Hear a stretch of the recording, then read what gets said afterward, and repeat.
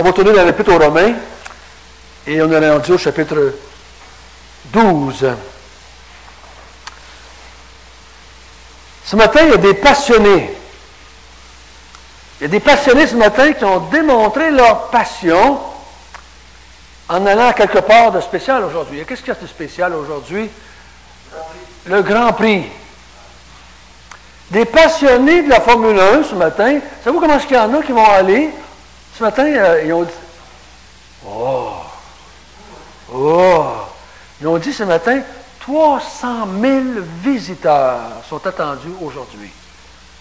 Des passionnés. Personne ne les a poussés dans le dos pour se lever. Des passionnés. Savez-vous comment est-ce que ça va leur coûter pour la fin de semaine? Ils ont dit ça hier soir à la télévision aussi. 1000 piastres à peu près par personne pour la fin de semaine. Des passionnés. Passionnés, sors le portefeuille, pèse, avec le gros sourire. Je suis un passionné. J'aime ça, puis j'y vais. Je suis un passionné. C'est ce qu'on appelle des passionnés. Hein? Un passionné, c'est quelqu'un qui bouge parce qu'il aime quelque chose. Personne ne le force, personne ne le pousse. Il fait ce qu'il aime. Il est un passionné. Un homme qui s'appelait, il y a bien des années, qui s'appelait, je pense que c'est John Knox, qui était en Angleterre. Il était passionné, lui aussi, pour autre chose. Un jour, sa femme se réveille, puis il n'est pas là. À la nuit de la nuit, il n'est pas là. Il est supposé être là parce qu'il était là hier soir quand elle s'est couchée. Il n'est pas là. Elle se lève, elle cherche son mari dans la maison, elle ne le trouve pas. Et tout d'un coup, elle entend une espèce de murmure. Elle suit ça, puis elle le trouve à genoux, sur le ciment, recouvert d'une couverte. Puis il disait, « Donne-moi l'Angleterre ou fais-moi mourir. » Et Dieu lui a donné des milliers d'âmes sont venues au salut par son ministère. On n'est pas tous des John Knox, mais on a toute la même passion que lui. Dieu ne nous appelle peut-être pas tous à des milliers, mais on a toute la même passion que lui. Et John Knox était stimulé de la même façon que nous sommes stimulés. Il n'était pas un homme à part. Il n'était pas à part des autres. Il était un homme, un chrétien comme nous. Un passionné. Et ce que nous allons voir ce matin, un passionné pour les élus de Dieu. Qu'est-ce qui stimule? Je me suis posé la question ce matin, qu'est-ce qui a provoqué la passion de ces hommes et de ces femmes qui sont prêts à faire des milliers de kilomètres, à dépenser des milliers de dollars, à se lever de bonne heure le matin, à faire les fils sous le soleil pour aller voir une course que moi je déteste, parce que j'aime pas le bruit, ça me fatigue les oreilles. Mais eux autres, ils aiment ça. Mais qu'est-ce qui les a rendus passionnés? Je me suis posé la question ce matin, qu'est-ce qui les a mis cette passion en dedans d'eux autres? Dieu. Pas sûr que c'est Dieu. Ça pourrait être Dieu. Mais dans leur passé, à quelque part, ils ont acquis cette passion-là. C'est peut-être en faisant de la vitesse avec leur père. C'est peut-être qu'ils ont eu, dans leur jeunesse, un autosport. Moi et Émile, une fois, on est allés au salon de la moto à Montréal. Vous ne saviez pas ça? Je faisais partie d'une gang de motards quand j'étais jeune. Je ne l'ai pas acheté non plus, hein? J'ai les visité. Ça me rappelait des... Pas envie. Ça me rappelait des souvenirs de jeunesse. J'ai déjà eu une passion pour les motos.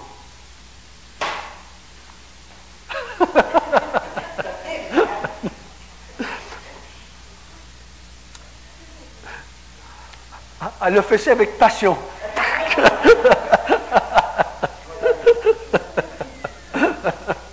Donc, cette passion-là, et comment est-ce qu'on a vu ensemble dans les mois passés, dans les semaines passées, on a vu ensemble comment on est venu avoir de la passion, nous. Qu'est-ce qui a procuré en nous les passions? Qu'est-ce qui nous a poussé à être des passionnés? C'est les compassions de Dieu. On voit depuis 3-4 semaines que les compassions de Dieu ont fait de nous des gens passionnés. Passionnés, premièrement, pour On est des passionnés de Dieu. On aime Dieu parce qu'il nous a donné de la Compassion. On est des passionnés. On aime lire, on aime écouter de la musique chrétienne chez nous. On aime aller à une place où on entend des sermons. On est des passionnés de Dieu. On est des passionnés. Moi, Préal, vendredi matin, 5 heures, on était debout, puis on s'habillait, puis on s'organisait, puis on prenait un petit café en vitesse. Ma femme nous me reconduit à Réal. On a fait 1h30 d'auto, on s'est ramassé au congrès. Des passionnés de Dieu. On est passionnés de Dieu. On n'est pas des gens spéciaux, mais on voulait aller voir qu'est-ce que Dieu avait fait au Québec pendant l'année. Des passionnés de Dieu. C'est ça que ça veut dire. Personne ne nous a poussés. Ma femme ne m'a pas poussé en bas du lit. Elle a dit, vas-y donc, fatigant, lève-toi. Mais non. J'avais mis mon cadran. On est des passionnés de quelque chose. Passionnés de Dieu. Deuxièmement, on a vu qu'on était des passionnés du peuple de Dieu. On est passionnés pour le peuple de Dieu. C'est pour ça que vous êtes ici ce matin. On veut être avec les autres chrétiens. On veut les rencontrer. On veut aller les aider à déménager. Non, c'est pas ça. Parce que je déménage bientôt, c'est pour ça que je dis ça là. On est des passionnés du peuple de Dieu. Là, si vous ne venez pas, je vais savoir que vous n'êtes pas passionnés. On est des passionnés du peuple de Dieu. On aime. Tout à l'heure, Paul est parti. Qu'est-ce qu'on fait? On prie pour Paul. Parce qu'il y a un problème. On est passionnés pour le peuple de Dieu. Personne ne nous pousse. Personne ne nous force. C'est les compassions de Dieu qui nous stimulent, qui nous poussent. C'est ça. Si ce n'est pas ça, savez-vous qu'est-ce que c'est que ça devient? Une religion. Tout simplement, clair et net comme ça. Si ce n'est pas la passion de Dieu, si ce n'est pas une passion qu'on a, c'est une religion qu'on pratique, tout simplement. Et ce matin, nous allons voir une autre chose.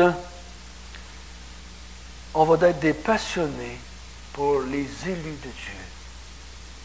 Ceux qui ne sont pas encore rentrés dans la famille. Je me souviens, comme c'était hier, Lucie, elle a vu ça avec ses propres yeux. On l'a emmené quand on est allé voir, quand on est allé Flamme, on l'a fait monter sur le mont Saint-Michel à Vitréville. Où est-ce que j'allais? Moi, bien des années, j'allais. Le dimanche matin, je montais sur le mont Saint-Michel, puis j'allais prier là. J'allais prier là, parce qu'on voyait toute la région de Vitréville. J'allais prier là. Prier pour ceux. Puis Dieu m'avait dit, j'ai encore des élus dans cette ville. Même si tout ça ne marche pas, il n'y a pas grand monde qui ont sauvé. Non, non, non. J'ai encore des élus dans cette ville. Faites-en pas, mon François. Vous savez, ça fait 16 ans que je suis parti, il y a encore des gens qui sont sauvés là. Ça veut dire qu'il y en avait des élus, hein? Ça fait longtemps que je suis parti, ça fait 16 ans, puis il y a encore des gens qui acceptent le Seigneur. Donc il y en avait des élus là.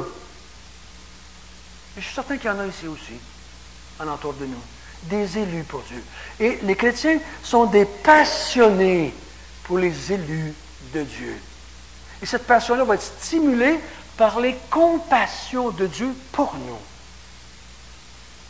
Quand la passion baisse, qu'est-ce qu'on fait? On se tasse un petit peu, puis on médite sur les compassions de Dieu. Et la passion continue, on retourne travailler avec le Seigneur.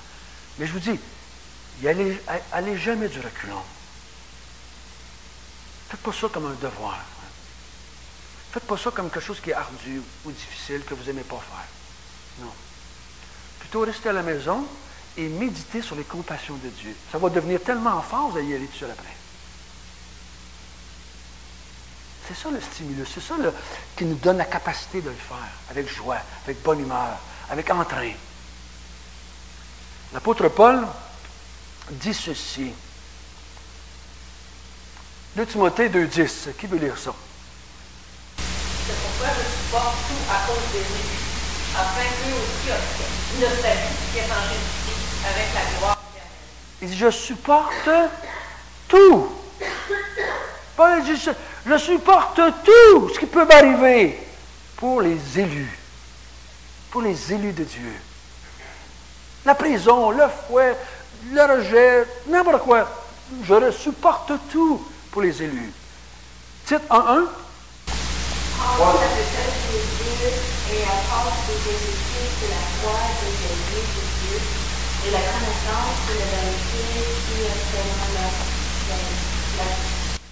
piété. Paul était quoi? Un serviteur. Il a accepté de passer sa vie comme serviteur et comme envoyé, apôtre ou envoyé de Dieu pour les élus. Paul, quand il est parti, qui était envoyé, il savait que Dieu avait préparé devant lui des élus. Il dit, je vais être le serviteur des élus. Les chrétiens, c'est des serviteurs des élus. On sert les gens qui ne sont pas encore rendus dans le troupeau. 1 Corinthiens 9, 22. Je te fais avec les œuvres afin de ramener les faibles. Je suis fait tous à tous afin d'en sauver de toute manière. Hein, il va loin, hein? Avec les faibles, je me suis fait faible. Avec les forts, je me suis fait fort. C'est pas marqué, mais on peut le dire comme ça, c'est la même chose. Puis il dit, je me suis fait tout et à tous pour en sauver quelques-uns. C'est tout ce qu'il dit. On voit la passion de Paul. Hein? On ne voit pas un homme qui se fait sermonner ou se fait bousculer pour faire de quoi. Il y a une passion. J'aime les gens passionnés, personnellement. Dans n'importe quoi. Dans n'importe quoi. J'aime les gens passionnés. Parce que c'est tellement stimulant. C'est tellement stimulant quelqu'un qui est passionné. Pour n'importe quoi. Il va quasiment vous réussir à vous intéresser à n'importe quoi. Parce qu'il y a une passion. Hier, je suis allé souper avec ma fille et mon épouse, parce que c'était ma fête à ma fille cette semaine. On est allés souper ensemble et il y avait une petite mademoiselle qui est venue nous servir. Et pendant les premières 5-10 minutes, plus elle venait à la table, moins j'avais de type pour elle dans ma tête. Elle n'avait pas cette passion de vouloir nous servir. Et c'était fatigant. Mais à un moment donné, elle a reviré le coin, puis elle avait un gros sourire. Je ne sais pas ce qui s'est passé l'autre bord, mais elle avait un gros sourire. Et là, elle est venue nous voir, ça va bien, merci. Ben là, mon type remontait tranquillement. Savez-vous là, quand quelqu'un est heureux et il a une passion de quelque chose, ça influence tout le monde alentour de lui. Sans s'en rendre compte. Sans s'en rendre compte. Si vous êtes un passionné pour quelque chose, les gens autour de vous vont devenir aussi des passionnés souvent. Sans que vous leur disiez quoi que ce soit. Et ce matin, c'est ce que nous allons regarder ensemble un petit peu. On est au verset 12 de Romains. Non, on va être verset 14, excusez-moi. 14. Et l'apôtre Paul, il va dire des choses ici, et vous allez voir que peut-être certains de ces versets-là, vous pouvez peut-être les appliquer aux chrétiens. Je crois que c'est correct. Mais je crois que l'apôtre Paul avait en vue, c'est ma conviction ici personnelle, je crois que l'apôtre Paul ici s'adresse plutôt aux chrétiens face aux inconvertis dans l'ensemble. Mais on peut prendre certains principes qui sont universels, on peut les appliquer aussi dans l'Église, c'est bien entendu. Je crois qu'il y avait plutôt en arrière là, une pensée pour les chrétiens face à leur relation aux inconvertis. Verset 14, qui veut lire ça bien fort?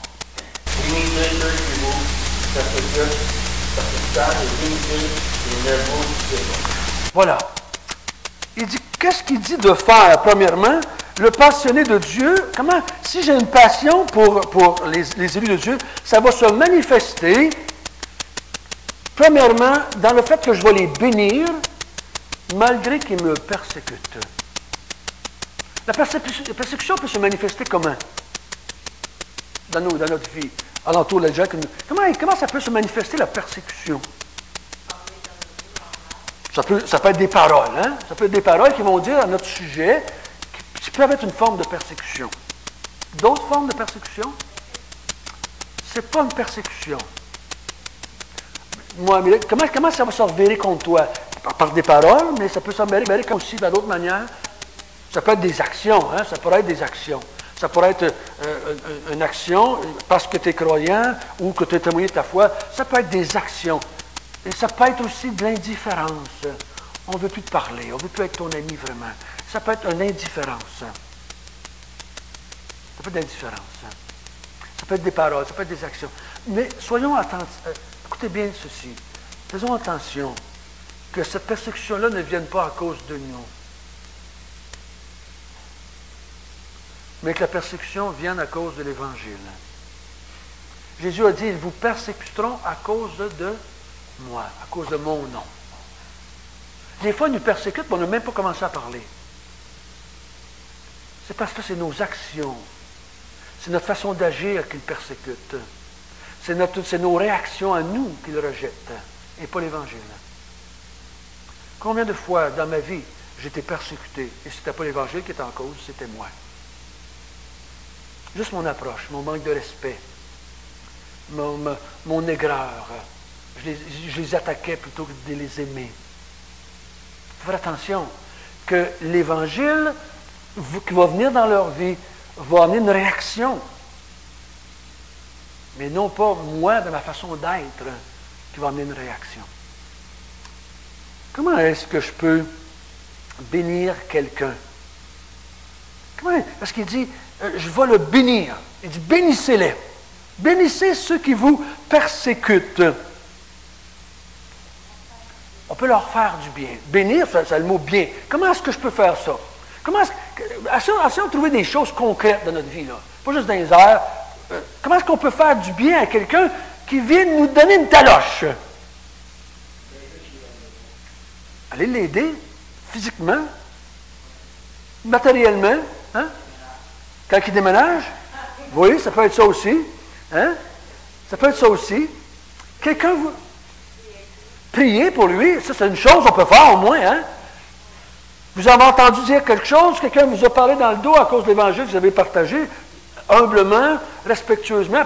Pierre il dit, toujours parler avec respect et douceur aux personnes. Et là, il y a une persécution qui vient parce qu'on n'aime pas Jésus. Parce que, vous savez, l'apôtre Paul, quand il est tombé, là, en tout cas, s'il est tombé en bas de son cheval ou tombé à terre, il dit, celui qui est apparu, il a dit quoi?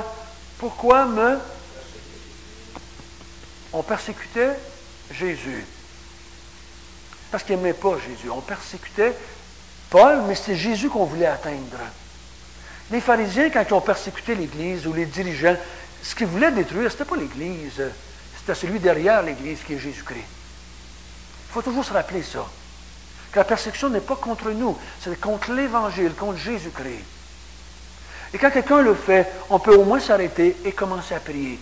Puis je vous dis une chose, je vous encourage, commencez tout de suite, parce que ce n'est pas long que l'amertume va se développer. N'attendez pas longtemps à commencer à prier. Quand vous entendez ou qu'on persécute, retournez pas chez vous, même dans votre char à quelque part, sur le bord du chemin, commencez tout de suite à prier. Seigneur, qu'est-ce qu'il dit Étienne à terre, en train de se faire tuer? Pardonne-leur, Seigneur. Ils ne comprennent pas. Il n'était pas enragé, il n'était pas en colère. Il prie. Père, pardonne-leur ce qu'ils viennent de me faire. Et il était en train de sauver les roches, lui, là. Puis il prie. Père, pardonne-leur à ces gens-là. Il y en avait un qui était là. Vous vous souvenez? Qui était là? Paul, Saul. Je ne sais pas si c'est la réponse à Étienne. Pardonne-leur. Et Paul a été pardonné par Jésus-Christ un peu plus tard. Il est devenu l'apôtre des gentils. On ne sait jamais ce que Dieu va faire. Quand mon frère est parti de chez nous, il avait témoigné de l'Évangile, et il est arrivé, il n'était pas rentré chez eux, il a dit à sa femme, François, il veut bien savoir, il est rebelle. Il n'a jamais pensé que je deviendrais son pasteur, vous savez. Ce soir-là. Jamais il aurait pu s'imaginer dans sa tête que 2 ans après, je serais son pasteur. On ne sait pas le plan de Dieu. On ne connaît pas le plan de Dieu. Mais on sait qu'il nous dit, bénissez ceux qui vous font du mal.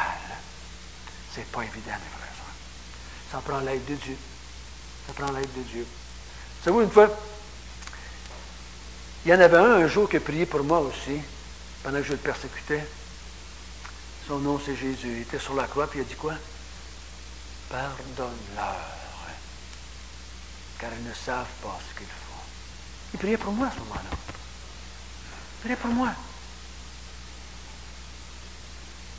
Le Seigneur a dit, François, il y a des gens qui vont te persécuter. Oui, ils vont le faire. Oui, ils vont le faire. De toutes sortes de manières. À cause de l'Évangile. À cause de mon nom. Mais il dit, bénis-les. Fais-leur du bien. Je me souviens d'un homme qui était venu me voir chez nous quand j'étais sur la ferme. Et cet homme-là, il était venu me demander un service. Et je ne pouvais pas y rendre à ce moment-là. Je ne pouvais pas y rendre. C'était impossible. Mais il s'est mis en colère contre moi. Il ne voulait plus me parler. Il ne voulait plus me jaser. C'était mon voisin d'en face. Puis la vie était difficile. Quand ton voisin d'en face ne veut pas te parler, la vie est difficile. Hein? Et un jour, il était en train, c'est un homme de 70 ans à peu près, il était en train de rentrer des slés doubles. Ceux qui connaissent les fermes, un peu les gros slés doubles en bois, c'est pesant. Il était en train de rentrer ça dans son garage. Puis je voyais bien qu'il y avait de la misère. Hein? Puis en dedans de moi, il y avait deux petites voix. Crève, mon vieux. Il y avait une autre petite voix qui disait, pas donc l'aider. Pas donc l'aider. Et ma femme me regardait, puis elle disait aussi, va donc l'aider. Va donc l'aider. Mais elle me connaissait, elle ne l'a jamais dit. Je le voyais dans ses yeux. Et je suis allé m'habiller par la grâce de Dieu, je suis allé l'aider. Je suis allé l'aider à rentrer ses clés dans son garage. Puis là, il dit, pourquoi tu es venu? Il dit, viens prendre un café, François. Il dit, pourquoi tu es venu m'aider? Et il dit, c'est parce que Dieu m'a poussé à venir, parce que je ne voulais pas venir. Humainement parlant, je ne voulais pas venir. Il dit, parle-moi donc de ton Dieu. J'ai parlé de Dieu à cet homme-là jusque sur son lit de mort pendant 10 ans après ça. Juste à cause d'une action qui a duré 2 petites minutes. Bénis celui qui te fait du mal, qui te persécute. Bénis-le. Fais-lui du bien. Il le mérite-t-il? Pas en tout, pas pour 5 cents. Mais quand tu as de la misère, rappelle-toi que Dieu te fait du bien tous les jours, puis tu ne mérites pas non plus. Il faut s'arrêter et dire, Seigneur, tu m'en fais bien du bien, toi, puis je ne le mérite pas non plus. Donc, il dit, la première chose, il dit, bénis-le, bénis-le. OK? Le verset 15 maintenant, qu'est-ce qu'il dit au verset 15? Hein? Qui veut lire le verset 15? Réjouissez-vous avec ceux qui sont pleurez avec ceux qui pleurent. 16 aussi, s'il vous plaît. Ayez la même sentiment les uns envers les autres. N'aspirez pas à ce qui est élevé, mais laissez-vous attirer par ce qui est humble. Ne soyez point sages à vos propres vies. Merci. Donc, il dit, pleurez avec ceux qui pleurent et réjouissez-vous avec ceux qui se... Des fois, on appelle ça aux chrétiens, puis c'est bien. Mais je crois que Paul ici continue dans la même veine avec les inconvertis. Je me souviens une fois, j'étais allé à un salon funéraire et il y avait quelqu'un qui était mort et la famille elle pleurait, ils n'étaient pas des chrétiens, la famille était triste, ils étaient abattus, ils étaient découragés, c'était difficile. Je les comprends, c'était difficile. Mais moi, dans ce temps-là, j'étais pas sage, comme il dit, là, j'étais pas sage. J'essaie de parler de Dieu afin qu'il se réjouisse, mais ce n'était pas le temps. C'était pas le temps. Alors, il a fallu que je fasse quoi à ce moment-là? Pleurer avec eux autres. C'était ça qui était le temps de faire. C'était pas de leur parler de Jésus, puis faites-en pas, puis si tu aimerais Jésus. C'était pas le temps. C'était de pleurer avec eux autres. Juste aller juste m'asseoir avec eux autres, mettre le bras autour du cou, puis juste brailler, dire rien d'autre, juste m'attrister avec eux autres. Quand on va rencontrer quelqu'un qui a rencontré 1 million, là, dites-leur pas, hey, attache-toi pas à ça, c'est le Seigneur, ma joie. Dites pas ça! Dites-leur, je suis content pour toi, je suis heureux avec toi, je me réjouis avec toi que Dieu t'ait donné une maison, un enfant. Réjouissons-nous avec eux autres. Faisons une fête pour eux autres si c'est le temps. Faisons quelque chose. Ayons de la joie avec eux autres au lieu de dire, ah, mais là, ils vont dire, quel rabat-joie ce baptiste-là, quel fatigant avec ses affaires. Il dit, pleure avec ceux qui pleurent, qu'ils soient chrétiens ou pas chrétiens. Pleure avec eux autres. Réjouis-toi avec eux autres. Cette semaine, j'étais au gym et Ronald, un ami que j'ai là, un contact que j'ai là, il m'annonce que son frère vient de faire une ACV assez forte. Il y a un coyote qui a monté sur un bar, il a fait un ACV. Puis une journée après, un coyote sur l'autre bar, puis il a fait un autre ACV. Il est tombé dans le coma. Et là, la famille, il a 61 ans, la famille dit, on va le déploguer. Parce que là, ça faisait 2-3 jours, le médecin ne reviendra pas. S'il revient, il va être, on appelle ça le légume, on peut dire, il va être comme ça. C'était pas le temps de dire d'autre chose que de dire, et que je suis triste avec toi. Je l'ai pris par le cou. J'ai dit, je comprends ça. C'est pas facile. Perdre des gens qu'on aime, c'est pas facile. Juste s'attrister. Puis j'ai dit, je vais penser à toi pendant la fin de semaine. Je n'ai pas dit, je vais prier pour toi, parce que je sais, je le connais. Il n'est pas rendu à ce stage-là encore. Mais je sais que ça lui a fait du bien, que je pleure avec lui un petit peu. Quand les inconvertis ont des chagrins, allons pleurer avec eux autres. Quand ils ont de la joie, réjouissons-nous. Vous avez un voisin qui arrive, vous savez, une belle maison neuve, allez l'aider à déménager. Vous voyez, il a offert un petit bouquet de bienvenue. C'est un bel événement dans sa vie. Tu sais, il a l'idée d'avoir une maison. Il vient de s'acheter une... Réjouissez-vous avec lui. Oh, il faut bien faire des farces des fois. Un petit peu, hein? Mais n'oublie pas ça. Réjouis-toi avec celui qui pleure. Réjouis-toi avec celui qui est dans la joie. Et pleure avec celui qui est triste. C'est une façon de montrer notre passion pour lui. On est un passionné. On l'aime, cette personne-là. Une autre chose, verset 16 dit, « Soyez humbles dans vos relations. Soyez humbles avec les inconvertis. » Notre tendance, frères et sœurs, je vous le dis parce que je le vis, c'est d'être orgueilleux. On a tendance à être orgueilleux de ce que Dieu a fait dans notre vie. Puis plus on est vieux chrétien, plus c'est dangereux que ça arrive comme ça. Je m'écoutais parler, puis je vous écoute parler, puis j'écoute des chrétiens parler des fois. On manque un petit peu de compassion pour l'inconverti. On pense qu'on est un petit peu meilleur. On pense qu'on n'a pas mérité, mais il ne faudrait pas soyez humbles dans vos relations les uns avec les autres. C'est bon. C'est bon avec les chrétiens, mais c'est bon aussi avec les inconvertis. N'ayons pas peur, frères et sœurs, de leur dire qu'on était comme eux. Prenez le temps de leur dire quand vous voulez leur témoigner. Je crois que c'est une des raisons pourquoi Jésus a dit à toutes les gens qui ont guéri ou qui ont fait du bien, qu'est-ce qu'il leur disait? Qu'est-ce qu'il leur disait? Va leur dire ce que j'ai fait pour toi en premier. Ça va t'humilier devant lui. Ça va t'humilier dans leurs yeux. Tu ne passeras pas pour un prétentieux. Que toi, tu es correct. Parce que la première fois que j'avais dit à mon beau-père, je suis sauvé. Et mon ami, savez-vous qu'est-ce qu'il a dit? Espèce de prétentieux! J'ai oublié de lui dire quelque chose à quelque part, là, pour qu'il comprenne que c'était une grâce m'avait été faite à quelque part. Hein. C'est pour ça que je crois que Jésus a dit ça. Va leur dire ce que j'ai fait pour toi en premier. Avant de leur dire qu'est-ce que Dieu serait prêt à faire pour eux. Tu es un pécheur, tu es perdu, repens-toi. Puis toi, je sais qu'il pense, puis toi, tu n'as pas besoin de te repentir. Mais si tu lui as dit avant, il va se voir un peu comme toi. Il va s'identifier à toi. Il va dire, ben là, au moins, il ne s'est pas mis à un piédestal, puis tu sais, moi, il m'a fait une grâce. Tu sais, là, j'ai été sauvé, mais tout, j'étais un perdu, mais tout, j'étais un pécheur. Et là, tu donnes ton témoignage à cette personne-là. C'est très bon, très bon. N'ayons pas peur d'utiliser notre témoignage. On n'utilise pas ça souvent, hein? Mais l'apôtre Paul, devant la crème de la crème d'Israël, qu'est-ce qu'il a fait dans le chapitre 22? Il a donné son témoignage. J'étais comme vous, je m'en allais à Damas, je tuais les chrétiens. Je les faisais blasphémer, j'étais un rebelle. Il s'identifie avec eux autres, là, bien facilement. Puis Dieu, dans sa grâce, est venu me rencontrer. C'était bien de faire ça. Je crois que c'est bien de faire ça. N'oublions pas, c'est tellement simple, ça ne prend pas un cours de théologie, ça me bec, ça.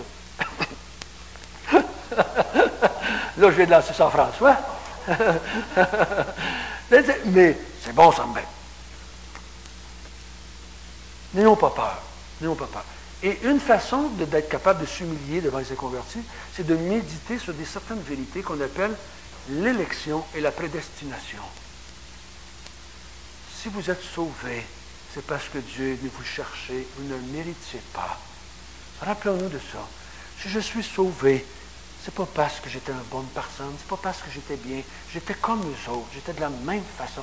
Soyons humbles dans nos relations avec les inconvertis. Ils ont besoin de cela. Moi, ça me frappe de voir Jésus. Je sais que ça vous frappe aussi de voir Jésus. Mais s'il y en a un qui aurait pu se péter les bretelles et marcher la tête haute, ça aurait pas été lui, hein? Mais s'il y en a un qui était humble, c'était bien lui. les gens les plus bas de la classe sociale se tenaient avec lui et se sentaient bien. Se sentaient bien. Pourtant, il était pécheur. Il ne faisant pas, Jésus savait comment leur dire aussi. Mais il se sentait bien. Je ne sais pas comment. Il me semble que j'aimerais ça. Hey, des fois, j'aimerais ça, d'être assis là et dire, Seigneur, fallait donc que je te regarde faire quelquefois. Pour être le Dieu du ciel, il s'assire avec des putains, des voleurs, puis ils se sentent bien avec lui. Ils ne sont pas tous sauvés encore, vous savez, quand ils s'assisent avec lui. Pourtant, ils se sentent bien. Fait que Jésus avait une façon de leur rendre l'Évangile qu'ils se sentaient bien, malgré qu'ils étaient des pécheurs. Ils ne se sentaient pas bien avec des pharisiens. Mais ils se sentaient bien avec Jésus. Ça, c'est formidable. C'est formidable. Verset 17. Qu'est-ce qu'on voit au verset 17? Qui veut lire verset 17? Allez-y, quelqu'un. Je ne l'ai pas au tableau parce que mon ordinateur vient de faire veille écran. Je ne vais pas passer dans les mots. Qui veut lire verset 17?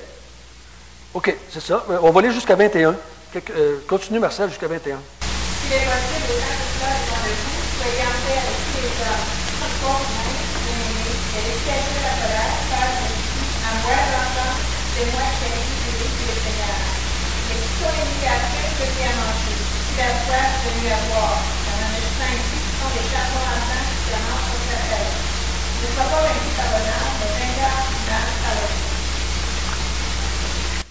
Il dit que la dernière chose, la passion que j'ai pour les inconvertis va se manifester aussi dans le fait que je vais être en paix avec eux. Il dit, soyez en paix avec tous les hommes. D'être en paix avec eux autres. Il dit, ne rendez pas le mal pour le mal. On vous a persécuté, on vous a fait ci, on vous a fait ça, on va vous attaquer, on va vous mettre en prison. Paul dit, nous autres, on va nous arriver toutes sortes de choses dans nos familles à cause de Jésus. Mais il dit, soyez en paix avec eux. Soyez en paix. Qu'est-ce que vous êtes prêts à faire pour être en paix? Jusqu'où vous êtes prêts à aller pour avoir la paix? Cette semaine, je parle avec quelqu'un, pendant que je tapais un petit peu du pied, là. Et j'ai 54 ans bientôt. Et une des choses les plus importantes pour moi, c'est avoir la paix. Il y a bien des choses qui sont devenues moins importantes avec les années. Mais je veux avoir une vie paisible. Je fais tout ce qui est possible, me semble, pour éviter la chicane, à quelque part, parce que je veux avoir la paix.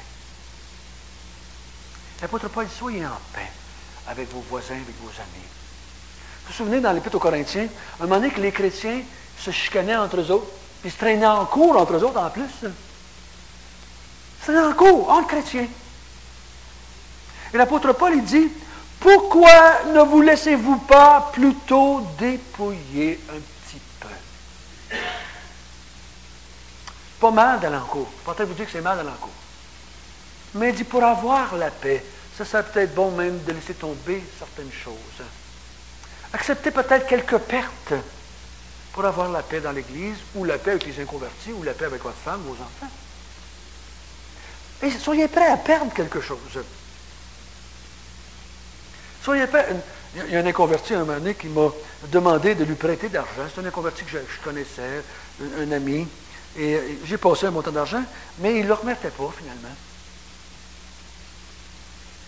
Je ne vous dis pas ça parce que pour me glorifier, je dis ça pour la gloire de Dieu.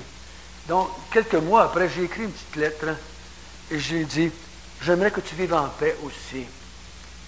Et l'argent que tu me dois, je te la donne. Tu ne me la dois plus. Vis en paix, mon ami.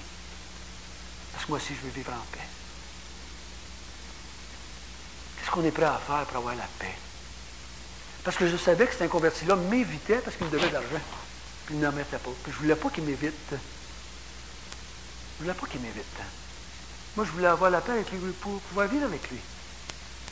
Des fois, on peut être prêt à perdre même des sous avec quelqu'un, juste pour avoir la paix. Quand je me suis converti, avant de me convertir, j'avais acheté une antenne de TV.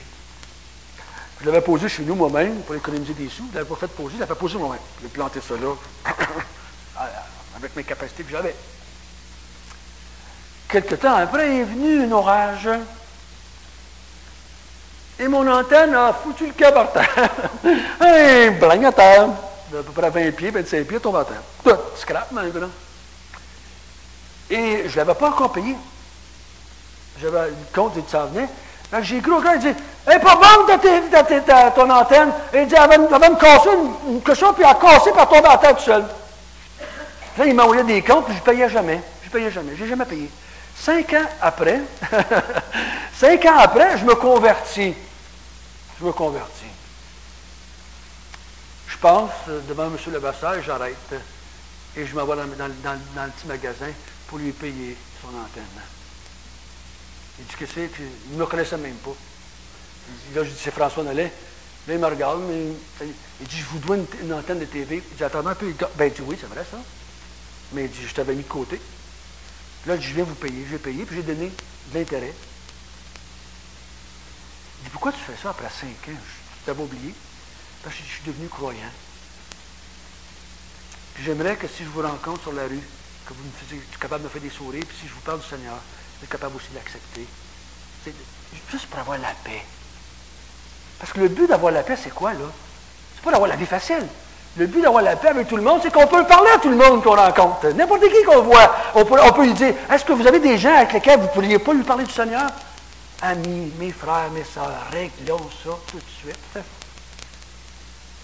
N'importe qui que vous connaissez, que vous ne seriez pas capable de lui donner la main et de lui parler du Seigneur, réglons ça tout de suite, autant que possible. Autant que ça dépend de toi. S'il ne veut pas te voir, c'est une autre affaire. Mais autant que ça dépend de toi, règle ça. Sois en paix. Fais-lui du bien. Prends ton temps. Il ne veut pas tout de suite, persévère. Peut-être dans 6 mois, peut-être dans 6 ans, il va vouloir. Mais ne privons pas quelqu'un d'entendre l'Évangile parce qu'il nous en veut. Ou parce que nous, il en veut. Soyons en paix avec tout le monde. Combien de gens que j'ai écoutés dans ma vie chrétienne en tant que pasteur, ou en tant qu'évangéliste, ou en tant que dirigeant d'église, j'ai rencontré, puis je leur ai dit, parce qu'ils avaient été divorcés à quelque part dans leur cheminement, je leur demande tout le temps, as-tu été réglé avec ton conjoint? Es-tu en paix avec ton ex-conjoint? Es-tu en paix?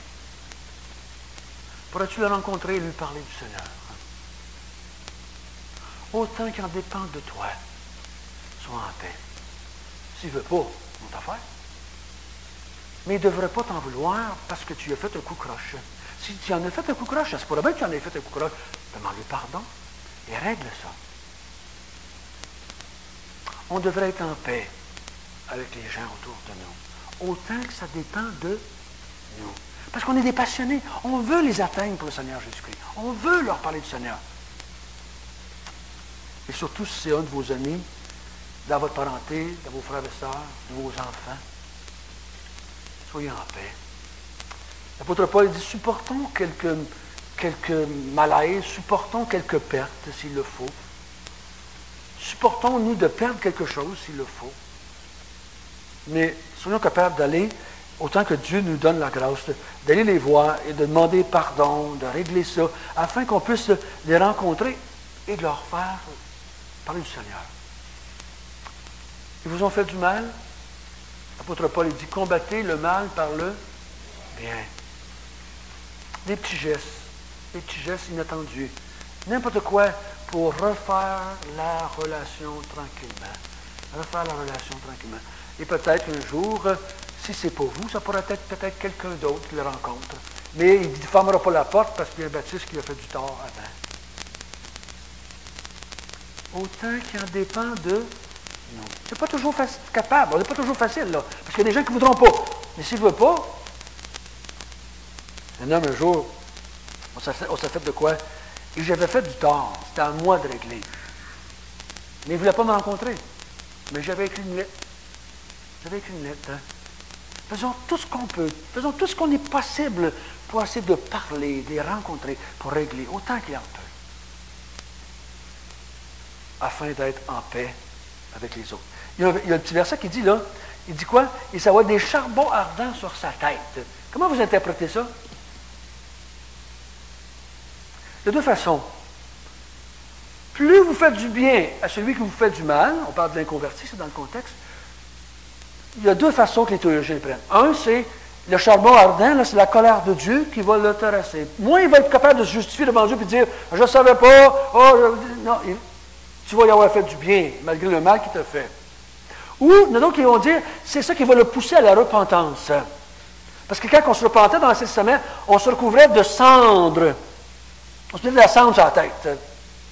C'est une façon c'est un signe de repentance. Donc, ça peut être un signe de jugement ou un signe de repentance. Mais les deux sont corrects. Les deux sont corrects. Plus vous allez faire du bien à quelqu'un qui vous a fait du mal, plus vous le poussez vers Dieu. Il y a un verset qui dit quoi dans Romains? La bonté de Dieu nous pousse à la repentance. Et la bonté du croyant envers quelqu'un d'autre va pousser l'autre à la repentance.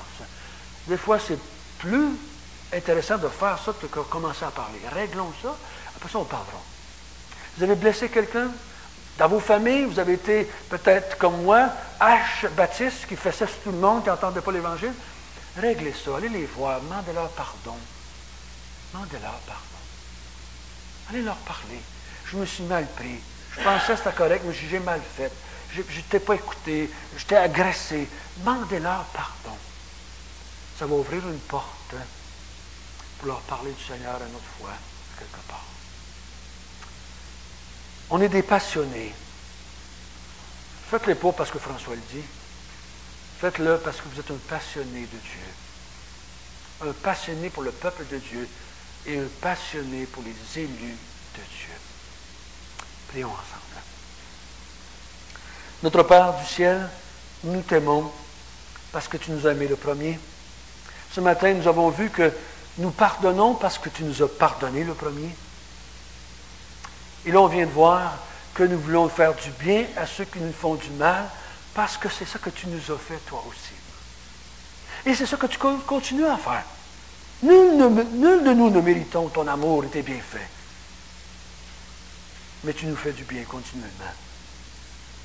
Aide-nous. Seigneur, peut-être que tu nous as convaincus de quelque chose aujourd'hui. Peut-être que dans notre cœur, nous avons pensé à quelqu'un avec lequel on n'est pas en paix. Quelqu'un qui nous a fait du tort qu'on ne bénit pas.